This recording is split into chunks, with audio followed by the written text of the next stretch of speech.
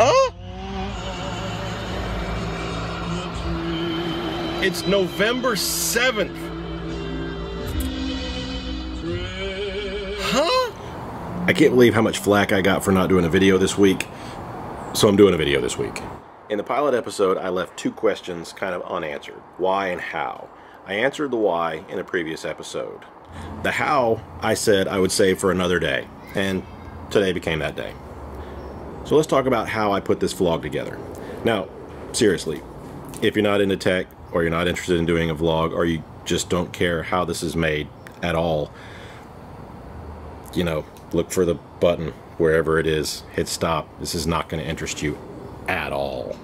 Okay, so the first camera I ever bought that would record in 1080 was called a Sony Bloggy Touch, or a Sony Bloggy. Hate the word. However, it was specifically invented for bloggers, webloggers, video loggers, so that when they do a blog on their page, they can actually upload video or picture content very easily and directly to their blog page. This was easily 5-6 years ago I bought this camera, and I can't believe how in vogue blogging and vlogging actually came at that point. The reason I got this, it was 13 megapixel camera, but it also shot in 1080. Now, back then that was fantastic. The downside to it is it shoots in 1080 at 30 frames per second.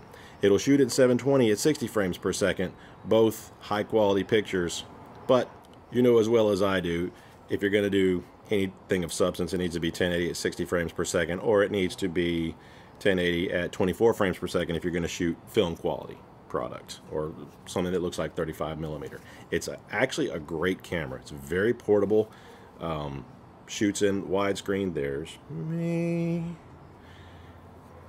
And it's ready to go. I've got a case that goes around it that keeps it safe, and it's done a whole lot. And in fact, I'm probably going to do an entire week just on this camera to show you how good it looks. It'll be in 1080, it'll be at 30 frames per second, but it actually does have a great picture. And believe it or not, the microphone on it, on the top, is not that bad. Another downside to it is that it will not hook up to an external microphone. So you have no choice but to either use the stock mic or use an external microphone where you can record your own sound and then you match sound later in post, which I hate doing. It's a pain in the butt, and you have to either slate or clap at the beginning of everything that you shoot. And a lot of the stuff that I shoot is on the fly. I don't have time to slate something when it's happening right now. The best thing I like about this camera is its ease of use, the ease of getting the material that's on it onto your computer or into whatever it is you need to do, uploading to Facebook, uploading to Twitter, uploading to YouTube, uploading to your blog, what have you. The downside to it, other than not being able to connect to an external mic, is the lens. It's not replaceable. There's no cover. This is scratched. Once it gets scratched, its autofocus fights to focus on the scratches or what you have in the scene. Sometimes you'll end up shooting something with this. The autofocus is fighting with itself, and the entire scene of whatever it was you shot is completely useless. The second camera that I have in my arsenal is the GoPro Hero Silver Edition. This is the Hero 4. Absolutely amazing what this thing can do. The image stabilization, the frame rate in it, the picture quality, what you can do with it, where you can take it. I can go underwater, I can go on Everest, I can do whatever with this camera and take it with me. It's incredibly portable. There's a number of attachments you can add to it. I've got a floaty thing on the back. The only downside to it is the stock microphone that comes with it. Let's face it, it was not meant to record great sound. The plus side to this, you can get an adapter. Hang on. You can get an adapter. It plugs directly into the side of the camera. Now, of course, if you're in waterproof casing, you're not going to have an external mic underwater anyway, but outside of water, it can plug directly into the camera. You can plug this into any external mic you want. The external mic that I use, that I will show you in a second, is the Zoom H2N, and it works fantastic. You can have great sound, studio quality sound, and a ridiculous picture. Best present I ever got.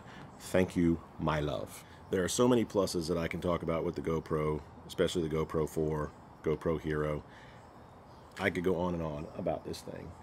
However, I won't. The cons that I can think of is that I found out mistakenly, if you're shooting time-lapse, which it does beautifully, if you're shooting any scene, it stores on your computer and it just eats your memory alive. So if you're done with it, you have to delete it off your files, or you have to download it directly to an external file, because it will completely consume your computer. The image files are so big because the quality is so good with it that if you do not have a lot of capacity on your computer, you're going to find yourself running out of memory really quick. It took me 3 months. Okay, so I switched over to the Sony Bloggy. This is what it looks like in 720 at 60 frames per second. I switched over to 60 frames because I'm in a low light situation right now. This is what it sounds like, unfortunately. Not bad, but not great.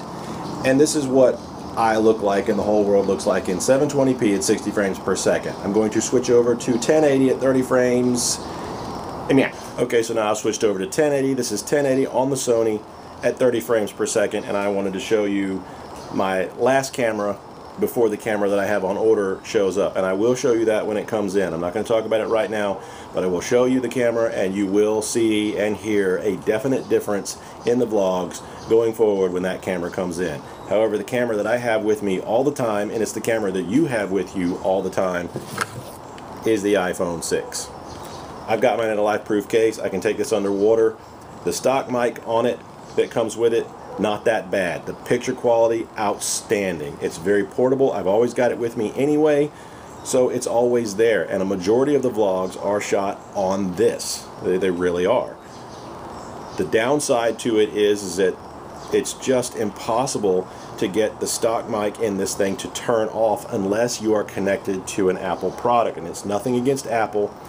This is not an endorsement by them, and I'm not knocking them in any way, but unless you go to the store and buy one of their ridiculously expensive mics, you're not going to be able to hook up an external mic to this phone unless you cheat it. You have to tell it to turn it off, and you have to go through a whole rigmarole. I will post a video, and I will link it here and below for those that are watching this on mobile when I do get it made, on how to hook up an iPhone 6 or an iPhone 5 to an external mic that is not an Apple product.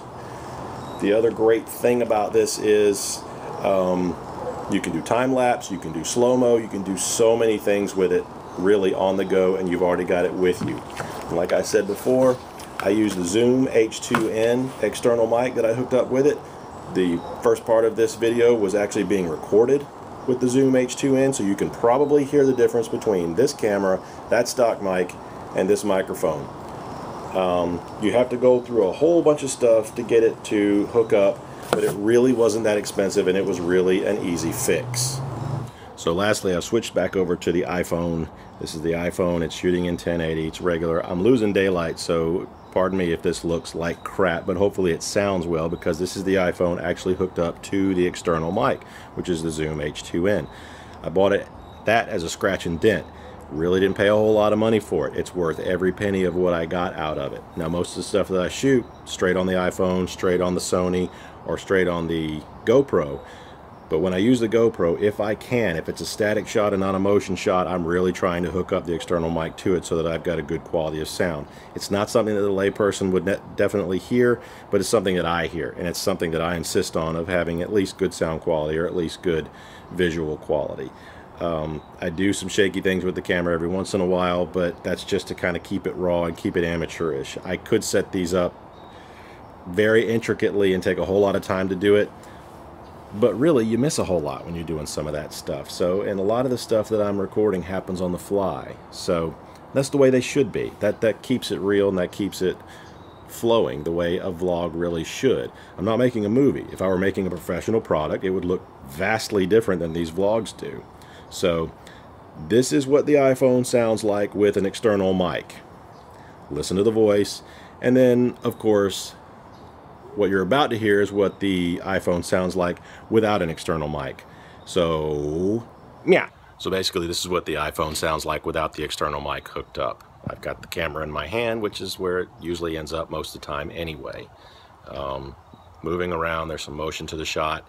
This is what it sounds like. It's not the same, and there's a very small but distinct difference. So let's go inside and we'll show you how the vlogs are put together. Okay, so here we are inside. I rarely do shots inside of my own house just because it's a little too personal, so this is going to be a little bit more close up. And please excuse the bird in the background who absolutely refuses to shut up when I talk. She might say things or whistle or any number of things. But basically, I bring all these things in to my MacBook, load them up, and use iMovie on iMac. It came free with the computer, and even though I have a broadcasting degree, trust me, I had to sit down with this, open it up, play with it, and just figure out how to put everything together. Once you figure it out in the system, it's actually really easy. If you take the time to just work with it a little bit and just make a few crappy little videos you can just put out, you know how the edits work, you know how the transitions work, you know how you can add music, you know how you can cover up sound, do cutaways. It can do things I haven't even discovered yet. So I could go out and get Final Cut Pro, and a lot of people have that. That to me looks confusing, but iMovie looked confusing to me when I first opened it up, because I'm used to actually having a physical product that you put together, either videotapes or film or something on an Avid board, and this was completely different. Everything's digital. So you use it, work with it, play with it, make mistakes, and then you figure out how to do it. And every week I try and put something new into it, try and add something new to it. I may end up going to Final Cut Pro in the future. I don't know, but I'm happy with the image quality and the product that I can put out with this right now. It doesn't take that long, but I take a lot longer to edit my videos than they probably should take.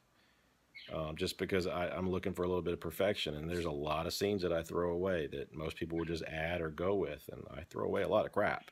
I really do, if I'm not happy with it. So I obsess over it a little bit, I rewatch, and learn from mistakes, and that's all you need to do, really. So that's probably more than you ever wanted to know about how this video log is made, but that is the how. It's how I do it every week, and once you get used to it, it's easy to just kind of throw it and slap it all together. And hopefully when I get this new camera in, which I got the batteries in for yesterday, I've got a windscreen micro muff on the way, and the camera should be here next week sometime. So this week's vlog that you'll see coming up on Sunday will still be shot with the same old stuff. But hopefully by the time the wife and I go on vacation to our secret location, we'll have the good camera in, and you will see one incredible vlog. So I don't have a sign off. You know, remember to work hard, be nice to people, try not to get lost or killed. So I just kind of end my vlog, and I don't, you know, deaden my vlogs. I don't know. Is that something you guys want to see? Do you want to see me have a sign off? Do you want to see me end them a very certain way? Because I begin them a certain way, but I don't end them a certain way. So let me know. In the meantime, remember to work hard, give it a boom.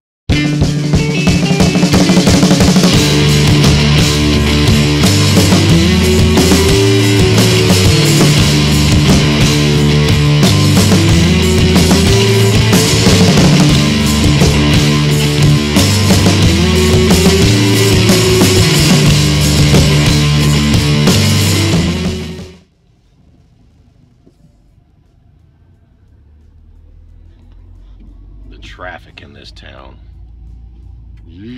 Fill my eyes with colorful and Asian scenery.